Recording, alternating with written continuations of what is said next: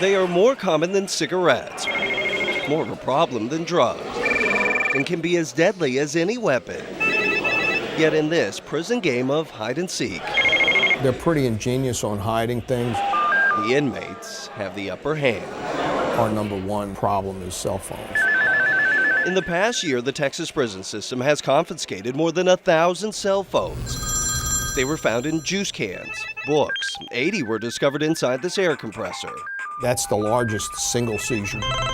And just when they thought they had seen it all, I've got a case where the inmate secreted the phone in a body cavity.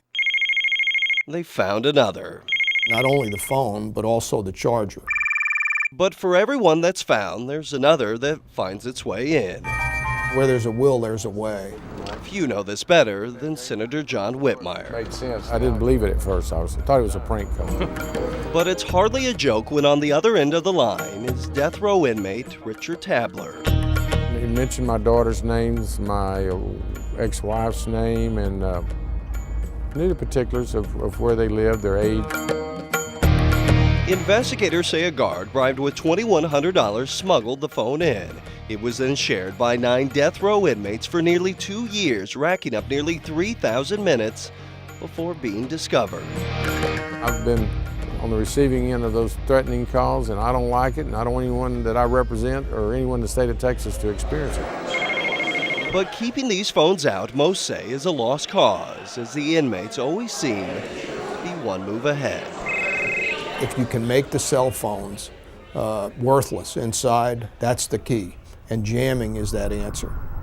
But the problem is jamming cell phone signals, even at prison, is against federal law. Opponents argue, what if there was a real need for a 911 call? Or what if these jammers block neighboring cell phones? But most of all, they argue, if you block them here, what's next?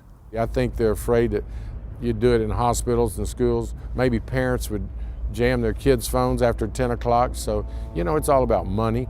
But I deal with public safety, and then that's the highest priority. In December, 13 suspected prison gang members from Corpus Christi were indicted on federal racketeering charges.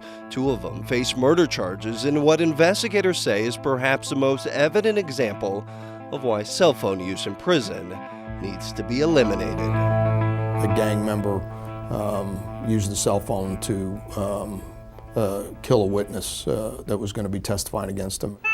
He did that with an illegally smuggled cell phone. A federal bill has been filed this session to allow cell phone jamming in prisons. Similar bills in the past have failed. And while other options are being looked at, some say they don't know what it will take. They can intimidate, they can threaten. For the signal They could actually put out a hit on someone. to finally be cut off. With the I-Team, Brian New, KENS 5 Eyewitness News.